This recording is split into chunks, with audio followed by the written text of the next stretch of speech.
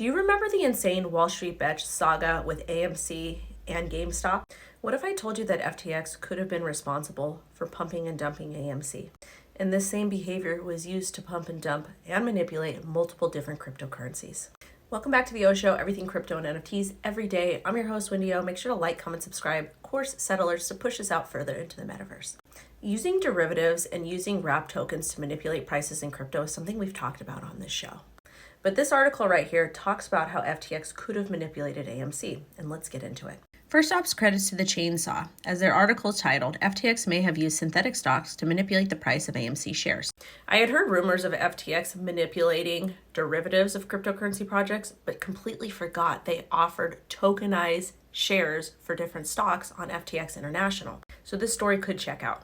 So in this particular article, it talks about how FTX stated they had one-to-one backed assets for each synthetic stock that was listed on their exchange, FTX International. And they did this with wrapped tokenized assets. This means they took a stock of AMC, they wrapped it and made it a tokenized asset, but claimed they had one-to-one backing. And you're able to trade these synthetic derivative stocks on the platform. And yes, it was all cryptocurrency related. And if you have something that is a direct derivative of something else, it could potentially manipulate that price. So now fast forward, let's forget about AMC. Let's talk about what could have happened with crypto.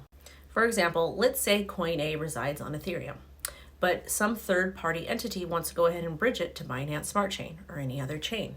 This is something that happens commonly in crypto because we don't really have interoperability. So Coin A gets bridged to a separate chain, Binance Smart Chain, and it's essentially classified as a derivative of the particular project. But it's kind of the same thing, but it's not, because a derivative represents something original. Now, once that token is successfully bridged, if there is an exploit on the bridge token, it could directly impact the original token. So basically, what is rumored that happened is that FTX and VCs and different investors with a lot of the same projects went around to different people and said, hey, we like this asset a lot. We have X amount locked up. And as they did that, they went ahead and created derivatives. They bridged it, created synthetic shares, whatever. And by doing so, they essentially didn't lie because the tokens that they held were locked up. But they created essentially a derivative, which was very similar to the original product, and they went ahead and pumped and dumped that.